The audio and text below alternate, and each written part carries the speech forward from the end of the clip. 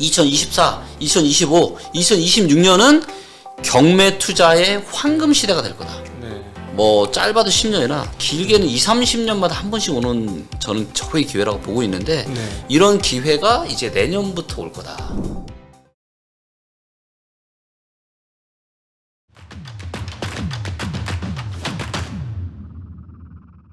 제 주변에 이제 헛소문들이 막 돌기 시작하는데 네. 이 부동산 관련 헛소문이 뭐가 됐냐면 네. 시행사들이 망하고 싶다. 지금 아, 망하고 싶은데 차라리. 네. 망하고 싶다. 맞아요. 지금 빨리 망하고 싶고 이제 왜냐하면 옛날에 번 돈도 있을 테니 네. 좋을 때가 네. 끝내고 싶은데 못 끝내고 있다. 네. 왜 그래? 왜 못 끝내? 아니 만기 연장을 자동으로 해줘. 그리고 그다음에 이자를 갚지 말라 그래. 네. 그러면서 내년 총선까지는 연장이다. 이런 뜬소문이 자꾸 제 귀에 들리는 거예요. 아. 헛소문들이 제 귀에 자꾸 들려요. 네. 근데 뭐 새마을금고 보니까 연체율도 진짜 떨어지고 떨어질 수가 없는데 연체율이 떨어지고 네. 이거 헛소문인데 참 신기하네. 막 이러면서 만약에 이래서 밀어놨다가 한꺼번에 터지면 더 큰 문제죠. 더 큰 문제죠. 진짜 심각하죠. 그렇게 되면. 그러니까 지금의 이제 여러 가지 좀 일부 전문가들이 이런 얘기를 하잖아요. 아니 문제 좀 터질 건 터지게 내비두고 좀 해야 되는데 자꾸 이제 어떻게 보면 겨우겨우 뭐 숨통 트이게 살려주고 이러다가 금리가 내려가고 해서 잘 풀리면 좋은데 네. 이러다가 안 풀리면 진짜 한꺼번에 터질 수가 있거든요. 굉장히 좀 위험한 지금 상황 쪽으로 좀 가고 있다라고 좀 보고 있고 또 저도 제 귀에도 이런저런 얘기가 많이 들려요. 네. 그러니까 부동산 시기가 좋았을 때는 뭐 공투라고 해서 공동 투자 또 많이 하고 돈도 벌고 했는데 네. 지금은 상황이 상당히 안 좋단 말이에요. 그리고 워렌 버핏도 그 얘기 했잖아요. 수영장에 물이 가득 차 있을 때는 모르지만 물이 빠지기 시작하면 누가 수영복 입고 수영하는지 벗고 수영하는지 밑에 돌 조각 뭐 다 보인다. 근데 부동산 시장에도 그런 흐름이 지금 나타나고 있는 것 같아요. 고금리가 지금 지속이 된 지 꽤 됐거든요. 그렇죠. 그래서 최근에 더 올랐어요. 네, 맞아요. 네. 그리고 그나마 주거용은 주거용도 문제지만 그나마 주거용은 괜찮은데 상업용 부동산은 훨씬 더 미국도 상업용 부동산의 문제가 심각하죠. 한국도 저는 상업용 부동산에서 상당히 문제가 생길 거다라고 좀 보고 있고 그래서 이런저런 지금 좀 안 좋은 이야기들이 조금씩 나오고 있고 이거를 또 데이터로 볼 수 있는 게 있습니다. 네, 그게 뭐냐? 네. 바로 경매 데이터예요. 네. 얼마 전에는 이제 리치고에는 이제 경매까지 이제 다 볼 수가 있는데 자 일단 현재 부동산 시장이 가장 좋은 게 서울이거든요. 네. 그래서 서울의 아파트 경매 건수가 어떻게 되는지를 한번 데이터로 좀 살펴보도록 하겠고요. 네. 자 여기 보시면 요 위에 막대 그래프가 이제 경매 수입니다. 경매로 나온 물건의 숫자. 저 때는 언제가 저렇게 많았을까요? 요 때가 이제 2010년 부동산 시장이 이제 안 좋았을 때. 2008년도 리만 사태 이후에. 그렇죠. 2010년, 11년, 12년, 13년까지 안 좋았었거든요. 유럽, 그렇죠. 13년까지 최악이었어요. 네, 그렇죠. 그러다가 이제 보시는 것처럼 한 13년 말 이후로 경매가 건수가 이렇게 줄었죠. 즉 시장이 이제 좋아지고 있는 거죠. 예. 근데 그리고 시장이 정말 좋았을 때는 거의 없었고요. 근데 어떻게 되고 있죠? 최근에 경매 건수가 늘어나네요. 다시 지금 늘어나고 있다. 그러니까 문제는 뭐냐? 가장 좋은 서울조차도 경매가 지금 계속 지금 늘어나고 있는 거고 저는 이게 이제 시작이다. 네. 앞으로 경매 건수는 훨씬 더 많이 늘어날 거예요. 어느 정도 보십니까? 옛날 뭐 우리 가장 안 좋았던 13년, 12년, 11년. 네. 저 때만큼 저 때 이상으로 올 겁니다. 저 때 이상으로. 자, 이것도 제가 데이터로 설명을 좀 해드릴 수가 있는데, 네. 자, 이번에는 제가 전국의 아파트 거래량이 아니라 거래 대금으로 봤어요. 네네. 돈의 총량으로. 가장 많이 찍혔을 때가 이게 단위가 억이니까 427조가 넘습니다.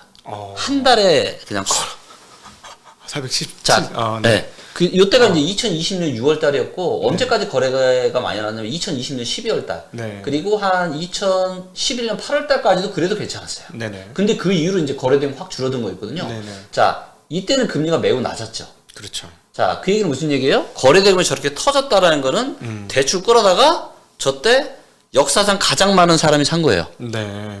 그죠? 거래가 가장 컸고. 금리는 매우 쌌고. 네. 근데 이런 것들이 금리 부담 때문에 어떻게 되고 있죠? 경매로 앞으로 쏟아질 수밖에 없죠. 근데 이게 아파트만 그러냐? 아니다라는 거예요. 제가 상업용 빌딩을 보여드리겠습니다. 빌딩도 어때요? 그때도 상업용 빌딩도 거래가 많았군요. 22년 6월 달까지도 엄청난 거래량이 터졌습니다. 예. 네. 이 얘기는 무슨 얘기냐면 네. 자, 코로나 시대의 초저금리 때, 그때는 뭐 주식이고 부동산이고 다 좋았잖아요. 금리도 너무 싸. 네. 영끌에서 막 사는 거죠, 막. 네네. 예, 70%, 4, 5년 부동산 같은 뭐 70%, 80%까지 대출 끌어다가. 네네. 근데 상황이 완전 180도가 바뀌었죠. 금리가 계속 오르고 자영업자분들 계속 힘들어하고. 네. 그러니까 이런 것들이 앞으로 경매로 계속 나올 수밖에 없다. 그래서 제가 누누이 말씀드리는 게 2024, 2025, 2026년은 경매 투자의 황금 시대가 될 거다. 네. 그래서 이 빅데이터와 경매를 결합을 하면은 엄청난 부의 기회를 잡을 수 있다. 네. 그러면은 가격 조정은 도대체 어느 정도, 그러니까 경매 건수만 늘어나야 되는 게 아니라 가격 조정도 있어야 기회를 잡는 거잖아요. 가격 조정이 그쵸. 일단 근데- 주거용 같은 경우는 아까 말씀드렸지만 서울은 20에서 40% 정도.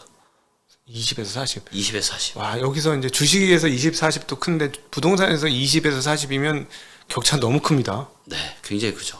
네. 그래서 지금 이제 떨어지는 게 네. 과거의 역사상 저점까지 떨어질 거냐, 아니면 평균 정도에서 멈출 거냐, 아니면 중간 정도에서 멈출 거냐. 근데 제가 봤을 때 못해도 20, 30% 정도 하락할 거로 예상이 되거든요. 그러면은 예를 들어 19년 가격입니까? 그 이하 가격? 그 이하 가격이죠.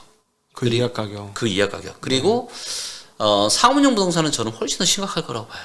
상업용. 상업용. 예. 네, 그래서 조금 규모가 좀 있으신 분들은 네. 이런 건물이나 구분상가 이런 거를 네. 경매로 좀 내년부터 보시는 거를 강력 추천드립니다. 경매.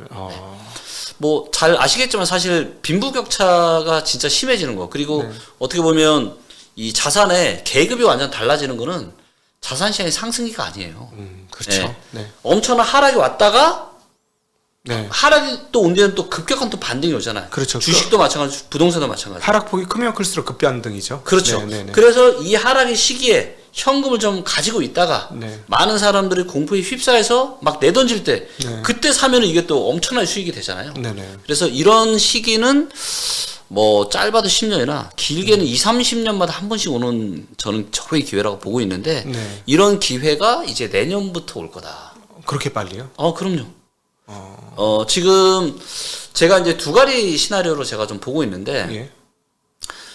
대세 하락은 이미 21년 10월 달부터 시작이 됐고요. 그 중에 정책이 만든 데드캣 바운스가 지금 나왔고, 이 데드캣 바운스가 끝나는 시점이 23년 10월 네. 일 걸로 지금 결론이 날 것 같은데, 그런 시나리오는 두 개죠. 급격한 하락이냐, 완만한 하락이냐. 그래서 만약에 완만한 하락이 나타난다라면은 한 26년 정도까지 하락할 가능성이 있어요. 네. 근데 급격한 하락이 나타나게 된다면 한 1년도 안 되는 기간에 아주 작년 22년 하반기에 나타났던 하락과 같은 급격한 하락이 아마 나타날 거예요. 그래서 1년 안에 가격 조정이 다 끝날 겁니다. 근데 오늘 하시는 말씀과 경매나 이런 모든 거를 종합해 보면은 네. 우리 김 대표님 의견은 전자보다는 후자. 그러니까 후자. 완만한 하락보다는 급격한 하락이 네. 왜 그렇게 보실까요? 이유가 몇 가지 것들이 있는데요. 일단 거래량을 보게 되면은 아무리 뭐 상황이 안 좋다라고 해도 이렇게까지 거래량이 작았던 적은 정말 없거든요. 그 얘기는 무슨 얘기냐면 모든 투자가 그렇잖아요. 만약에 20대까지 영끌에 샀어요. 그렇죠. 그럼 10대가 영끌해야 되나요? 그 부분이 저는 충격적이긴 했습니다. 네. 30% 이상이 20대라는 얘기를 듣고 좀 놀랐습니다. 그러니까요. 결혼을 그 30%가 모두 결혼한 사람이라면 이해가 되는데 만약에 결혼 안 한 사람이라면 정말 맞아요. 좀 의문스럽습니다. 그렇죠. 네네. 그래서 어떻게 보면 있는 거 없는 거 싹 다 끌어다가 모두가 다 미쳐 있었습니다. 코로나 시대 때. 그러다 보니까 더 이상 살 사람이 없어서 거래량이 이렇게 없는 거고, 그러다 보니까 정부의 특례보금자리로 극단적인 어떤 조치까지 꺼내서 살리려고 했지만 못 살아난 거죠. 겨우 거래량 조금 늘어난 거고. 그렇기 때문에 거기다가 지금 시장의 매물이 네. 지금 매물 데이터는 뭐 시결 데이터가 그렇게 아주 오래되진 않았지만 그래도 지금 역사상 가장 많습니다. 네. 팔려고 하는 사람은 가장 많아요. 근데 우리들이 호주머니 사정을 생각해야 되는데 사람들 호주머니 사정은 진짜 안 좋아요. 자영업자는 정말 너무 힘들고요. 그럼요. 네. 그러니까 이거잖아요. 결국엔 내가 소득이 늘든가 아니면 내가 지출이 좀 줄어들든가 해야 되는데 소득도 안 늘고 별로 안 늘고 지출은 갈수록 늘어나고 네. 그러면 나머지 방법은 뭐예요? 내가 가지고 있는 자산이 늘어나야죠. 그렇죠. 근데 지금은 주식시장도 별로고 그러니까 뭔가 내가 자산을 좀 증식시킬 수 있는 이런 것도 사실은 쉽지 않고 네. 그러다 보니까 거기에 가계부채는 가계부채, 기업부채가 지금 엄청나잖아요. 그렇죠. 거의 뭐 한국의 역사상 가장 많은 지금 시기라고 볼 수가 있는데. 캐리에서 분석한 자료 읽고 깜짝 놀랐는데 네. 그냥 가계부채가 그게 이제 연초 기준이니까 103%, 102%에 그렇죠. 대해서 한 3, 4등인데 네. 전세를 합치면 맞아요. 150%로 증가하더라고요. 그럼요. 압도적 1등이더라고요. 거기다가 자영업자 대출은 가계 대출에 포함도 안 됩니다. 자영업자 대출까지 많이 포함이 되면은 가계 대출에 엄청나죠. 예. 그래서 지금은 너무나도 부채가 많은데 고금리가 계속 지속이 되다 보니까 이거를 못 버티고 여기저기서 아우성이 최근 재기에도 너무 많이 들려와요. 네. 정말로 지금 그래서 앞으로 정말로 많은 기업들과 개인들이 도산하고 파산하고 이런 일들이 앞으로 쭉 이어질 것 같아요. 네. 예, 이런 상황이기 때문에 완만한 하락이 오면 저는 너무 좋을 것 같은데 네네. 정말로 안타깝게도 급격한 하락이 나타날 가능성이 좀 더 무게를 주고 있고 이거를 어떻게 아냐? 저는 딱 환율만 보면 된다. 일단 그래서 환율이 1,400원을 넘어서 안착하는지 안 하는지가 완만한 하락이 올 건지 급격한 하락이 올 건지를 가늠짓는 잣대가 좀 되지 않을까 생각합니다. 예. 그 사실은 그 최고 집값의 어떤 뭐 하방의 방어는 개인적으로 이제 사용 가치가 있는 전세 가격 네. 이 결국은 방어를 해줄 거라고 생각을 하는데 네. 여기서 이제 하나 따져봐야 될 게 전세값이 적정가냐가 갑자기 궁금한 거예요. 네. 그렇게 되니까 네. 그 적정가면 역전세는 거의 안 나야 되는 건데 역전세가 나면 네. 적정값에 대해 비싸다는 얘기잖아요. 네. 그래서 어떻게 보시는지 네, 이것도 데이터로 다 말씀을 좀 드리도록 하겠습니다. 자, 요게 이제 네. 소득 대비해서 지금 전세 가격이 몇 배나 되는지를 보여주는 데이터입니다. 이게 PIR이 아니고 PIR인데 전세 PIR인 거죠. 전세 PIR. 예. 우리나라만 있는 거네. 예, 그러니까 네. 제가 워낙 데이터를 좋아하고 네. 모든 의사결정을 저는 데이터 기반에서 하다 보니까 네. 이런 것까지 제가 이제 다 만들었는데 네. 자 보시면은 지금 역사적인 평균이 9.4배 정도 됩니다. 네. 예, 소득 대비해서 한 10배가 안 되는 건 전세 가격이. 그래도 낮진 않네요. 낮지 않죠. 다른 나라 PIR 수준이네요. 예. 근데 지금 전세가 얼마냐면요. 11배입니다. 11배. 근데 여기 코로나 때 몇 배까지 갔었냐면요. 여기 코로나 때 거의 15배 갔습니다. 보시면은 뭐 2013, 14 이때는 8도 안 됐어요. 예. 그러니까 정말로 쌌죠. 네. 예. 그래서 지금은 역사적으로 봤을 때도 조금 소득 대비해서는 전세 가격이 그렇게 싼 수준은 아니고 그냥 한 평균 정도 된다고 보시면 돼요. 근데 이 평균이 코로나 시대의 비정상적인 이게 들어가 있는 거죠. 전세는 2년, 3년의 상환이니까 코로나 때 15배는 역전세네. 그렇죠. 이 말씀하시는 맞아요. 거니까 그러다 보니까 이제 평균이 9.4배면 네. 50% 역전세네. 맞아요. 그래서 그러니까 지금 이제 강남이나 이런 데는 뭐 4, 5억씩, 6억씩 막 역전세가 막 나고 있잖아요. 그러면은 만약에 말씀하신 대로 해서 역전세까지 나와서 그러면 매물이 매물을 부르는 네. 우리 주식시장도 투매 때 매물이 매물을 부르고 패닉이 오는 거니까 맞아요. 주식시장처럼 그런 식이 나온다면 최악의 경우는 2013년 8배 내외까지도 떨어질 수 있는 거네요. 하방은. 그럴 수 있죠. 만약에 이게 경기 침체까지 만약에 온다. 그러니까 지금 전세 데이터를 보면은 전세는 완만한 우상향을 할 가능성이 높아요. 네. 전세 매물량은 줄어들고 매물은 없어서 또. 네, 매물은 줄어들고 여러 가지를 보면은 전세는 이제는 안정화될 가능성이 높은데 문제는 뭐냐? 경기 침체예요. 경기 침체가 오잖아요. 네. 그때는 전세 가격도 또 확 내립니다. 그래서 우리가 작년에도 그랬잖아요. 작년 22년 7월 달까지도 대다수의 전문가들이 뭐라 그랬냐. 서울이 입주 물량이 작고 네. 임대차 3법 갱신이 또 돌아와서 22년 8월 달부터 전세가 폭등할 거다 그랬어요. 네. 그랬거든요. 네. 근데 어떻게 됐어요? 전세가가 매매가보다 더 많이 폭락했죠. 그때요. 작년에 안 좋았죠. 네. 모든 자산가가 폭락했으니까. 그럼요. 그래서 일단은 기본적인 부동산 관련한 데이터만 보면 네. 전세는 완만하게 우상향할 가능성이 높지만 공급이 부족하기 때문에. 예, 근데 여기에 혹시라도 경기 침체의 문제가 발생한다 그러면 전세가도 또다시 더 하락을 하게 될 거고 그렇게 되면은 지금 또 그나마 좀 잠잠해진 역전세 문제가 또 한 번 더 심각해질 가능성도 있긴 합니다. 물론 지역마다 좀 다르긴 해요. 물론 이제 지역마다. 서울은 워낙 공급이 적으니까 저도 한 25년 내외에는 오히려 뭐 전세값 기준으로는 당연히 올라야 돼. 공급이 적으니까 올라야 된다라고 보는 입장인데 만약에 집값이 많이 떨어지면 그게 일종의 수출입이 잘 되고 반도체가 잘 풀린다고 해도 그건 수출이고 네. 내수 경기 쪽은 네. 안 좋을 수 있어서 내수 경기 안 좋으면 부동산 가격도 악화되는 그렇죠. 거 아닙니까? 네.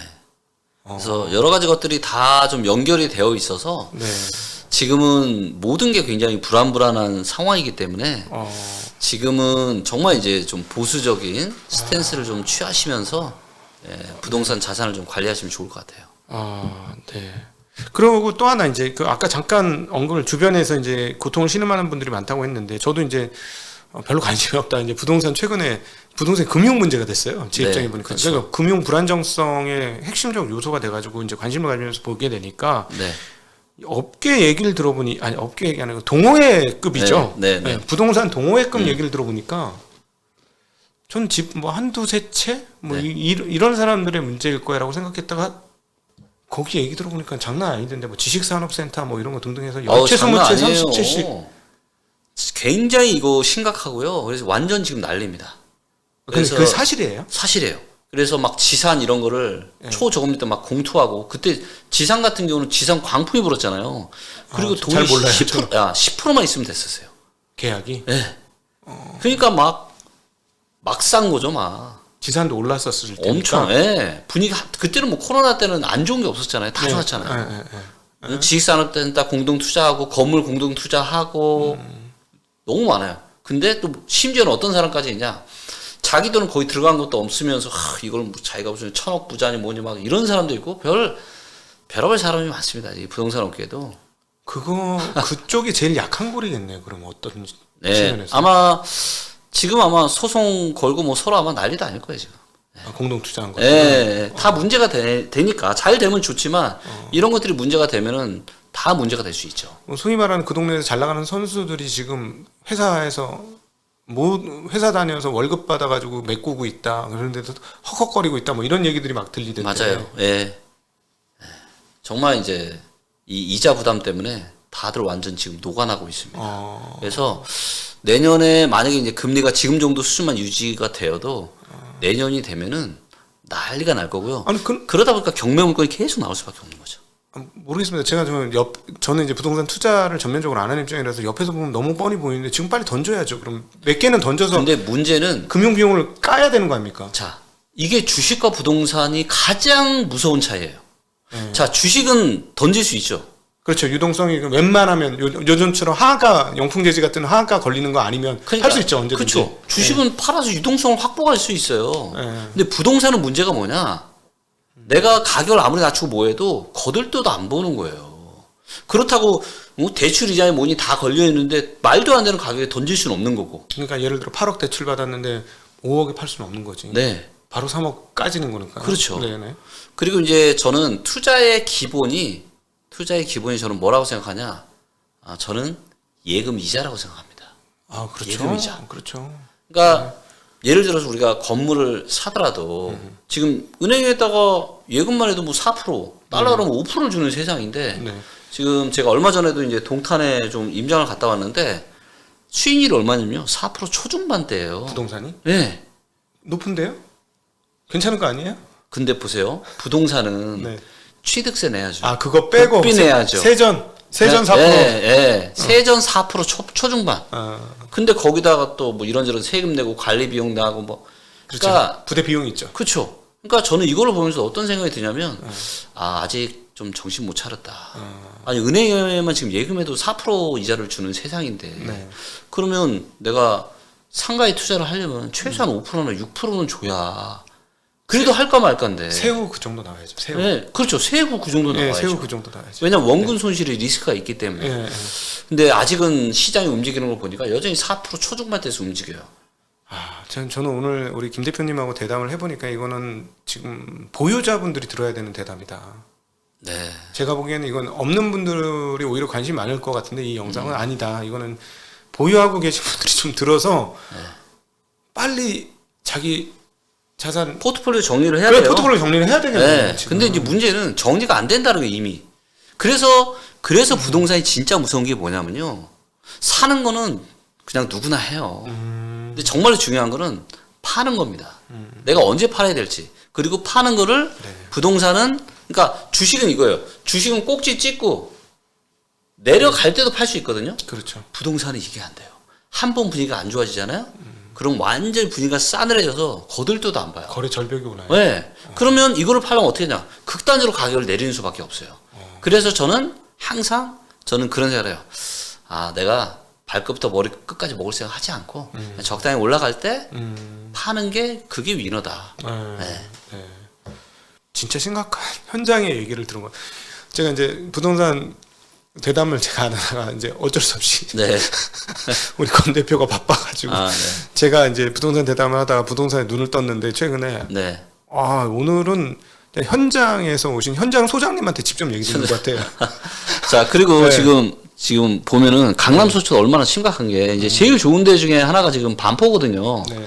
지금 이게 반포 지금 경매 물건 나온 거 보이세요? 경매가 있어요라고 떠 있죠. 아, 네. 저게 다 지금 경매로 다 나온 물건들이에요. 네. 한국에 지금 가장 제일 좋다라고 하는 지금 반포나 이쪽도 지금 경매 물건이 계속 나오고 있다. 하나 또 궁금한 게 있습니다. 이건 어떻게 데이터 있으실지 모르겠는데 한국 서울 집값이 비싸다 안 비싸다 막 설이 있어요. 뭐 홍콩에 비해 싸다, 뭐 어디 싱가포르에 비해 싸다, 뉴욕에 비해서는 뭐 비슷하다 뭐 이런데 소득하고 이런 거 다 비교해서 봐야 되잖아요. 맞아요. 비싼 겁니까 안 비싼 거? 비싸죠. 엄청나게 비싸죠. 비싸면 도대체 얼마나 비싼 겁니까? 이것도 데이터로 제가 있어요? 아, 그게? 그럼요. 신기하네. 요게 이제 지금 서울에 네. 소득 대비하는 소득 대비 몇 배인지를 보여주는 데이터인데 네. 지금 얼마냐면 22.4배입니다. 그러니까 진짜 22.4배요? 네, 22년을 한 푼도 안 쓰고 모아야지 집을 사는 겁니다. 근데 보시면 이제 2013년에는 얘가 몇 배였냐? 11배였어요. 11.5배. 이게 세계 평균이라면서 이 정도가? 예, 이 정도면은 세계 집을 살만하죠. 11배. 자, 이거는 조금 더 긴 시기로 한번 볼게요. 이거는 자 보시면은 역사적인 평균이 16.9입니다. 17배 정도 돼요. 17배. 2007년부터 17배. 이거 기억해 주시면 좋겠네요. 네, 17배 정도가 언더로 떨어지면 평균 이하니까 사도 네, 괜찮다. 그렇죠. 네. 근데 얘가 낮을 때는 12배가 안 됐단 말이에요. 예. 근데 코로나 때 얘가 미쳐서 얼마까지 갔냐? 28배. 예, 말도 안 되는 거죠. 그러다가 떨어졌다가 최근 반등 나와서 지금 22.4배인데 16.9면 17이라고 보고 그러면 5 정도 떨어져야 됩니다. 5. 네. 그럼 30% 가까이 되네. 5면은 한 20% 넘죠. 20% 넘네. 네. 네. 근데 만약에 얘가 12배까지 떨어질 수도 있잖아요. 2013, 14년처럼. 13, 14 최고 역사적 네. 저점. 네. 최근 역사적 이때 12배가 안 됐거든요. 그럼 지금부터도 반토막이에요. 물론 소득이 조금 올라가는 거 생각하면 반토막까지는 아니고 한 40% 정도 될 텐데 네. 문제는 뭐냐면은 제가 아까 이제 그 미 10년물 국채금리 차트에서도 제가 보여드렸지만 환경이 완전 바뀌고 있다는 겁니다. 그렇죠. 만에 하나 혹시라도 여기서 일부 분들이 이야기하는 것처럼 5%가 아니라 6%, 7% 만약에 더 올라가게 되면은 우리 삶은 훨씬 더 아마 더 팍팍해질 거고요. 네. 그렇게 되면은 이제 소득 대비해서 주택 가격은 훨씬 더 싸질 수밖에 없다. 그러면 저희들이 이제 금융시장에서 생각하고 있는 게 24년도 연말 기준으로 생각보다 금리가 많이 안 내려갈 거라는 예상을 하면서 저희가 주식시장 쇼크를 먹었거든요. 9월 10월 달. 그렇죠. 그러면은 만약에 지금 쇼크 먹은 대로 막 그 고금 미국 기준으로 뭐 5% 내외의 기준금리 그러니까 10년물 국채금리로 한 4.5% 내외. 네. 이 상태가 1년간 유지되면 네. 내년도 후반이 더 좀 문제가 심각할 수도 있겠네요. 그럴 수 있죠. 희망이 없어지겠네요. 맞아요. 그때는. 네.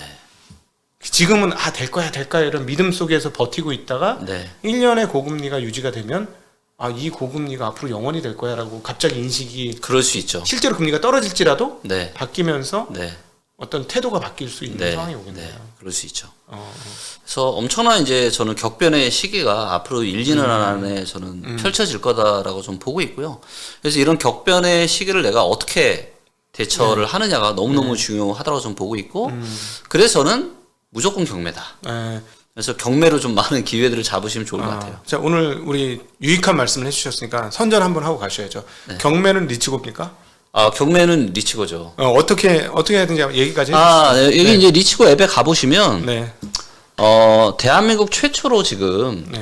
그러니까 보통의 부동산 앱은요 아파트 앱 따로 토지 건물 앱 따로 그다음에 경매 따로 다 따로따로 흩어져 있어요. 예. 근데 리치고가 올해 이제 상반기에 정말 수없이 많은 작업을 해서 네. 최근에 다 업데이트가 되는데 정말 의미 있는 게 뭐냐 이걸 다 이었다라는 거예요. 예. 네. 자, 이거를 이제 제가 경매를 한번 보여드릴게요. 자, 보시면 이제 이게 이제 청담동 명품거리에 있는 네. 이 경매 물건인데 얼마 전에 낙찰이 됐습니다. 요 사거리 바로 이제 요 건물이고요. 네. 자, 이 건물이 감정가가 얼마냐? 233억이에요. 예. 자, 그러면 이제 우리가 보통 경매를 할 때 이거 얼마짜리냐를 파악을 해야 되잖아요. 네네. 보통 어떻게 이런 건물들은 감평을 받고 뭐하고 하죠. 받죠. 네. 자, 근데 이거를 AI로 다 만들었습니다. 그래서 실제로 감평사들이 감평을 하는 이런 로직과 인공지능 기술을 결합을 해서 네. 대한민국의 모든 토지와 건물에 AI 추천가를 다 만들었어요. 네. 자, 그럼 이 AI 추천가가 얼마인지 한번 볼게요. 네. 가보시면 토지가 200억, 그 다음에 건물이 205억, 합하면 203억 6천이죠. 2억 5천. 아, 200억, 203억 6천만 원. 그쵸? 네, 네. 건물과 토지 합하면, 건물값이 거의 없네. 네, 건물까지 거의 없죠. 없네. 왜냐면, 네. 2억 5천. 얘가 건물이, 오래됐구나. 1층에 1층. 아하. 네. 근데 이 건물을 몇 배 신축할 수 있다고 돼 있죠? 20배. 그러니까 용적률이 높아서. 그렇죠. 지상 1층, 지하 1층짜리 건물인데 20배. 그러니까 20층을 지을 수 있는 거예요. 네. 자, 이거를 감안하면, 이런 가능성까지 감안하면은 AI 추천가가 지금 203억 정도 얘기했는데, 네. 이거를 지금 낙찰을 201억에 낙찰 받으시면 너무 제가 봤을 때 너무 낙찰 잘 받은 가격이고, 네. 신축하는 것까지 감안하면 얘는 210억, 220억까지 줘도 저는 나쁘지 않다. 네네네. 근데 이런 의사결정은 이제는 뭐예요? 데이터에 지금 다 데이터에서? 보잖아요. 예. 그래서 저는 이게 이제 대한민국에서 아주 이제 좀 의미 있는 일이다라고 네. 좀 생각을 하고 있고요. 예. 그래서 이제는 리치고 안에서 뭐 아파트, 건물, 토지, 경매까지 다 데이터로 볼 수 있다. 그리고 또 하나 말씀드리고 싶은 게 뭐냐면은 이 중개 기능인데 네.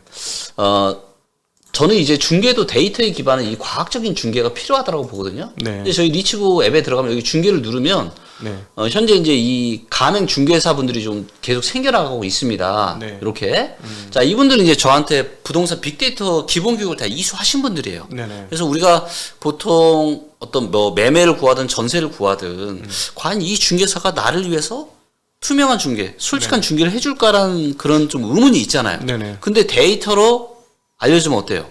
믿음이 가잖아요. 있는 네네. 그대로 보여주니까. 네네. 그래서 이제는 리치고 중개 파트너스를 리치고 앱에서 이렇게 아니면 네이버에 검색하셔가지고 찾아서 네. 제 얘기를 하시면 아마 데이터에 기반해서 예. 아마 굉장히 솔직하고 투명한 중개를 해주실 거예요. 리치고 지금 리치고닷컴으로 들어가면 됩니까? 아, 리치고.ai. 그냥 네이버나 이런 데서 리치고 검색하시면 바로 나와요. 그리고 연결 링크가 나오고. 네, 핸드폰에서 네. 리치고 앱을 다운로드 받으시면 되는 거고. 그렇게. 그래서 해서 화면 지도하고 요거는 기본적으로 다 보여주시는 있죠. 거예요. 그래서 지금 한 달에 대략 한 80만 명 정도가 사용을 하고 있어요. 저희 리치고 앱을. 네네. 네, 그래서 예. 여러분들의 이런 부동산 관련한 의사결정을 그 어떤 부동산 서비스보다 좀 더 네. 객관적으로 그 앱을 보시는 데까지는 무료인 거죠? 다 무료입니다. 네. 네, 일부 유료 기능이 있긴 하지만 네. 네. 와 이거 한 300만 500만 되면 우리 리치고 김 대표님 여기 불러도 안 오시겠다 재벌 되셔갖고. 아니, 그래도 와야죠. 네. 네. 오늘 뭐 그 저는 굉장히 그 유익한 정보가 있으니까 집값에 대해서 궁금하신 분, 특별히 제가 보기엔 오늘은 집을 갖고 계시고 건물을 갖고 계신 분들은 한번 살펴보실 필요가 정말 있을 것 같다. 맞아요. 만만치 않은 상황이 앞으로 한 2년 정도, 2, 3년간의 격변기가 한번 올 수도 있겠다. 네. 마지막으로 한번 여쭙겠습니다. 정부가 예를 들어서 어떤 식으로든지 막으려고 할 것 같은데. 그럼요. 무조건 할 겁니다. 그래서 뭐냐면 투자자 입장에서는 엄청난 기회가 되는 거예요. 오히려. 집값이 떨어졌는데 정부 정책이 나오면 그렇게 기회가 그럼요. 된다. 집값이 안 떨어지면 별 기회가 아니고. 그렇죠. 일단 집값이 안 떨어지면 정부 정책은 안 나올 겁니다.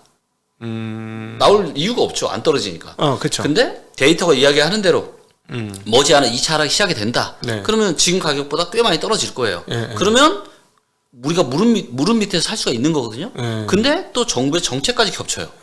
그러면 이제 어떻게 보면 꼭 먹고 알 먹고가 되는 거죠. 이번에 40내 보금자리로는 사실은 뭐 집값만 방어하는 시스템이었는데 네. 다음번에 나오는 2차 하락 시기에 만약 정부 정책이 나오면 예를 들어 세금 감면이라든가 이런 문제가 나오면서 추가적인 소득을 구해줄 수 있는 그런 정책까지도 나올 가능성이 높다. 네. 그러면 꼭 먹고 알 먹고가 된다. 완전 꼭 먹고 알 먹고 되는 거죠. 그렇군요. 알겠습니다.